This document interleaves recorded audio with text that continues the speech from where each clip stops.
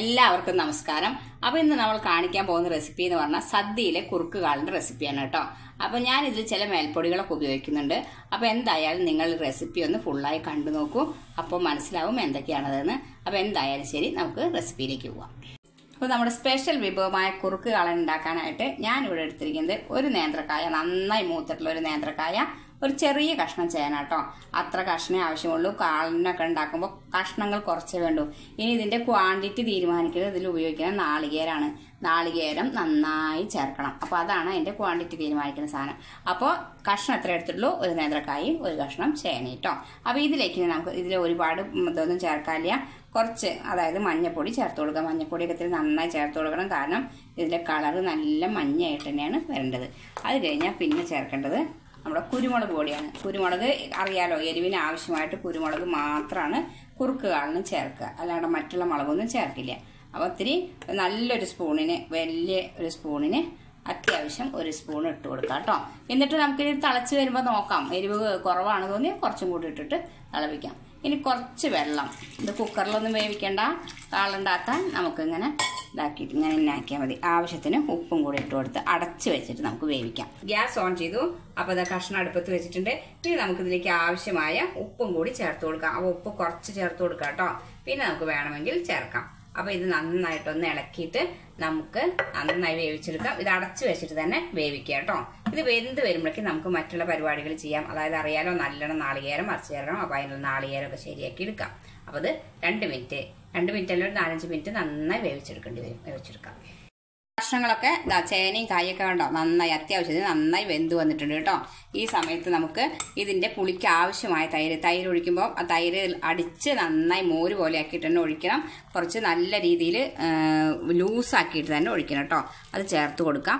ഇനി ഇത് നന്നായി ഒന്ന് തിളച്ച് വരണം. ഈ തൈര് ഇതിൽ കിടന്നിട്ട്, അതായത് മോര് ഇതിൽ കിടന്നിട്ട് നന്നായി തിളച്ച് കുറുകി വരണം. അറിയാലോ, കുറുക്ക് കാളുണ്ടാക്കുമ്പോൾ അതാണ്, കുറുകി വരണം.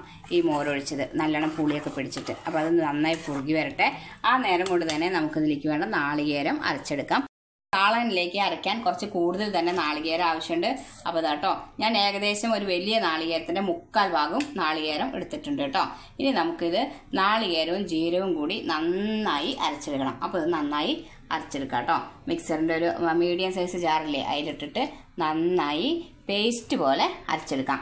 അപ്പോഴേക്കും നമ്മുടെ തൈരും കഷ്ണങ്ങളും ഒക്കെ നന്നായി പാകമായിട്ട് വരും, കുറുകി പാകമായിട്ട് വരും കേട്ടോ. അപ്പോൾ ശരി, ഇത് അരച്ചെടുക്കട്ടെ. കഷ്ണങ്ങളും മോരും കൂടി നന്നായി വെന്ത് പാകമായിട്ടോ. മോരൊക്കെ നന്നായി തിളച്ചു, മോരിൻ്റെ ആ പച്ചമണമൊക്കെ പോയി നന്നായി കുറുകി വന്നിട്ടുണ്ട് കേട്ടോ തിളച്ചിട്ട്. ഈ സമയത്ത് നമുക്കിനി നമ്മുടെ നാളികേരം പേസ്റ്റ് പോലെ, അത് ജീരകവും നാളികേരം കൂടി അരച്ചതാണ്, അത് നമുക്കിതിലേക്ക് ചേർത്ത് കൊടുക്കാം. നന്നായിട്ട് നാളികേരം വേണം, അതാണ് ഇതിന്റെ പ്രത്യേകത. പുളി നന്നായിട്ട് വേണം.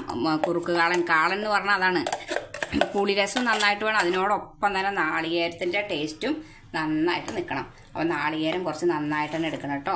അപ്പോൾ അത് നന്നായി അരച്ച് പേസ്റ്റ് പോലെ ആക്കിയത് ഇതിലേക്ക് ചേർത്ത് കൊടുത്ത് നന്നായി ഇളക്കി ചേർക്കുക. ഇനി ഇത് കുറച്ച് നേരം ഇങ്ങനെ തിളയ്ക്കണം. തിളച്ച് കുറുകി വരണം. അതാണ് കുറുക്ക് കാളൻ.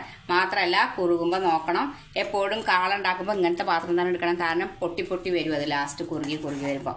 അപ്പോൾ വേറെ പരന്ന പാത്രങ്ങളൊക്കെ എടുത്താൽ നമ്മുടെ കയ്യിലേക്കാവും. അതുകൊണ്ടാണ് ഇങ്ങനെ കുറച്ച് പൊന്തലുള്ള, കുറച്ച് ഇതായിട്ടുള്ള പൊന്തിയ പാത്രം എടുത്തിട്ടുണ്ടെങ്കിൽ പൊട്ടി തെറിക്കുമ്പോൾ നമ്മുടെ കയ്യിലേക്ക് വരില്ല. അപ്പോൾ ഇത് നന്നായിട്ട് ഇനി കുറുകി വരട്ടെ കേട്ടോ. ഇപ്പൊ കഷ്ണങ്ങളുടെ കൂടെ നാളികേരൊക്കെ കടന്ന് നല്ല കട്ടയായിട്ടോ തിളച്ച് നല്ല ഇതൊക്കെ ഉണ്ടോ, നല്ല കൊഴുപ്പായി കയ്യിലേക്ക് നന്നായി തെറിക്കാൻ തുടങ്ങിട്ടോ. ഇങ്ങനെയുള്ള സമയത്ത് ഈ പുതിയ കുട്ടികളൊക്കെ ഉണ്ടാക്കുകയാണെങ്കിൽ ശ്രദ്ധിക്കണം. കുറച്ച് നീളമുള്ള കയ്യിൽ തന്നെ എടുക്കുക, അതുപോലെ ഇങ്ങനെ കുഴിയുള്ള പാത്രം എടുക്കുക കേട്ടോ. എന്നിട്ട് തന്നെ കയ്യിലേക്ക് തെറിക്കുന്നുണ്ട്. കണ്ടാ ഇങ്ങനെ തെറിച്ച് വരും. ഈ സമയത്ത് നമുക്കൊരു പണി ചെയ്യാം, ഒന്ന് സ്റ്റവ് സ്ലോ ആക്കി വെച്ച് കൊടുക്കുക. അപ്പോൾ ഒന്ന് തെറുക്കിൽ കുറയും, എന്നാലും ഇതിന് കുറുക്കി എടുക്കണം. അങ്ങനെ തെറുക്കിൻ്റെ കണ്ടിട്ട് നമ്മൾ വിട്ട് കൊടുക്കരുത്. അപ്പോൾ ഇത് നന്നായി ഇളക്കി ചേർക്കുക. ഇതിന്റെ കൂടെ ഇതിന്റെ തെറുക്കിൽ മാറാൻ വേണ്ടി നമുക്കൊരു സാധനം ചേർത്ത് കൊടുക്കാണ്ട്, അതായത് കുറച്ച് നെയ്യ് ചേർത്ത് കൊടുത്താൽ മതി. അപ്പോൾ നമുക്കിതിലേക്ക് ഒരു സ്പൂണ് നെയ്യ് ചേർത്ത് കൊടുക്കാം കേട്ടോ. നല്ലോണം 1 സ്പൂണോ 2 സ്പൂണോ അതൊക്കെ ടേസ്റ്റ് അനുസരിച്ച് ചേർത്ത് കൊടുത്തോളൂ. കാരണം നെയ്യിന്റെ മണം ഇഷ്ടമുള്ളവർക്ക് ഉപയോഗിച്ച് കൊടുക്കുക. അല്ലേ നെയ്യിന്റെ മണം താല്പര്യമില്ല എന്നുള്ളവർ ഇത് സ്കിപ്പ് ചെയ്യുക. പക്ഷെ സാധാരണ ഇങ്ങനെ ചേർത്ത് കൊടുത്താൽ കാളന് ഒരു പ്രത്യേക ടേസ്റ്റ് വരും. കുറുക്ക് കാളന് ഒരു പ്രത്യേക ടേസ്റ്റ് വരും കേട്ടോ. അതാണ് അങ്ങനെ ചേർത്ത് കൊടുക്കുന്നത്. അപ്പോൾ ഞാനിവിടെ എന്തായാലും നിറച്ചൊരു സ്പൂണ് നെയ്യ് ചേർത്ത് കൊടുത്തിട്ടുണ്ട്. അപ്പോൾ ഇതൊന്ന് ഇങ്ങനെ ഇതില്ലേ പൊട്ടിത്തെറിക്കുന്നത് ഒന്ന് കുറവ് വരും. എന്നിട്ട് ഇത് ഒന്നും കൂടി നമുക്ക് കുറുക്കിയെടുക്കാം കേട്ടോ. ഒന്നും കൂടി കുറുക്കി വന്നിട്ട് നീ കാണിച്ചു തരാം. ഇപ്പോൾ കേട്ടോ ആവശ്യത്തിന് നെയ്യൊക്കെ ഒഴിച്ചു കൊടുത്തിട്ട് നന്നായി ഇളക്കി കുറുകി വന്നിട്ടുണ്ട് കേട്ടോ. അപ്പം അത്യാവശ്യം കുറുകി വന്നിട്ടുണ്ട്. ഇനി നമുക്ക് അധികം നേരം വെച്ച് കഴിഞ്ഞാൽ ഇത് വീണ്ടും കുറുകി ആകെ കട്ടയാവും. അപ്പം ഈ സമയത്ത് നമുക്ക് ഇതിൻ്റെ ഒരു സീക്രട്ട് ആയിട്ടുള്ളൊരു സാധനം ഉണ്ട്, അതായത് ടേസ്റ്റ് കൂട്ടാനുള്ളത്. അതായത് പ്രത്യേകിച്ച് വലിയ കാര്യമൊന്നുമല്ല, അതായത് ഒരു പൊടി ശർക്കര ചേർത്ത് കൊടുക്കുക. ഒരു ചെറിയ മധുരം, കുറേയൊന്നും ചേർക്കരുത്, ജസ്റ്റ് ഒരു മധുരേ വരാൻ പാടുള്ളൂ. ആ പുളിയും മധുരവും ഉപ്പും ഒക്കെ കൂടിയിട്ട്, ആ കുരുമുളകിൻ്റെ എരിവും ഒക്കെ കൂടിയിട്ട് ഒന്ന് ബാലൻസ് ചെയ്യാൻ വേണ്ടിയിട്ട് ഉള്ളൊരു സാധനമാണ്. ഒരു നുള്ള് കേട്ടോ, ജസ്റ്റ് ഒന്ന് മധുരം തോന്നേ പാടുള്ളൂ. അപ്പോൾ പഞ്ചസാരയൊന്നും ഇടരുത്, ശർക്കരനെ ഒരു നുള്ള്, അതായത് ഒരു കാലച്ച് ശർക്കര പൊടിച്ചിട്ട് അത് ഇട്ട് കൊടുത്താൽ മതി. കുറേയൊന്നും ചേർത്താൽ നന്നാവില്ല, കാരണം കാണലിൽ പുളി മുന്നിൽ തന്നെ നിൽക്കണം. അപ്പോൾ അത് കാരണം കൊണ്ട് കുറേയൊന്നും ചേർക്കണ്ട, കുറച്ച് ഒരു ചെറിയ ഒരു ടേസ്റ്റ് വ്യത്യാസത്തിന് കേട്ടോ. അപ്പോൾ അത് ചേർത്ത് കൊടുക്കുക. അതിനുശേഷം നമുക്ക് ലാസ്റ്റ് ചേർക്കേണ്ടത് ഇതിനൊരു പ്രത്യേക മണം കിട്ടാൻ വേണ്ടിയിട്ട് കുറച്ച് വറുത്ത് പൊടിച്ച് വെച്ചിട്ടുള്ള ഉലുവപ്പൊടി ഒരു നുള്ളി ചേർത്ത് കൊടുക്കുക. ഒരു നുള്ളി ചേർക്കാവൂ, ഇതെല്ലാം കുറേശ്ശെ ചേർക്കാവൂ. എന്നാലും ഒരു ചെറിയ മണത്തിനും ഒരു പ്രത്യേക മണം ഒരു ടേസ്റ്റിനൊക്കെ വേണ്ടിയാണ് ഇത് ചേർക്കുന്നത്. കുറേ ചേർക്കേണ്ട, കാരണം നമ്മൾ വറുത്തിടുമ്പോൾ എന്താ ഉലുവ ചേർത്തിട്ടാണ് വറുക്കുന്നത് കേട്ടോ. അപ്പോൾ ഇതും കൂടി ചേർത്ത് കൊടുക്കുക. എന്നിട്ട് നന്നായി ഒന്ന് ഇളക്കി പാകാക്കി വയ്ക്കുക.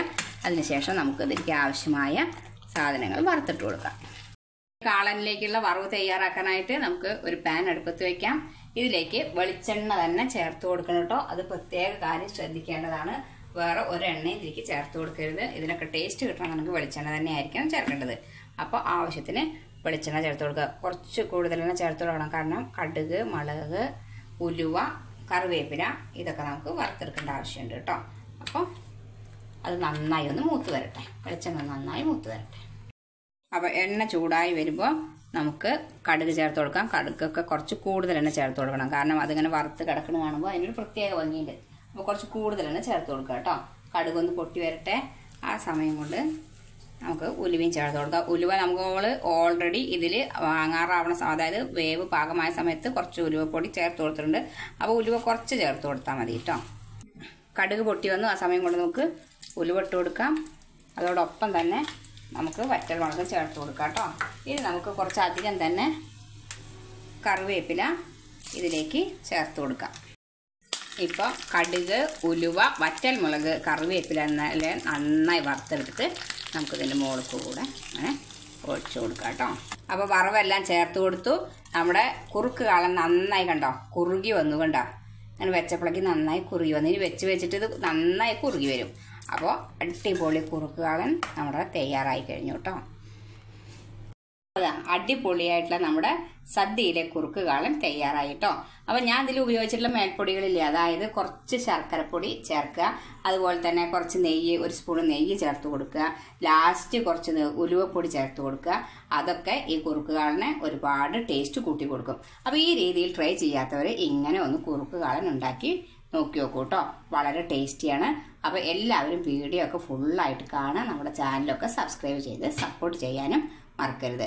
അപ്പോൾ അടുത്ത വീഡിയോയിൽ കാണുമ്പോഴേക്കും വീണ്ടും നന്ദി, നമസ്കാരം.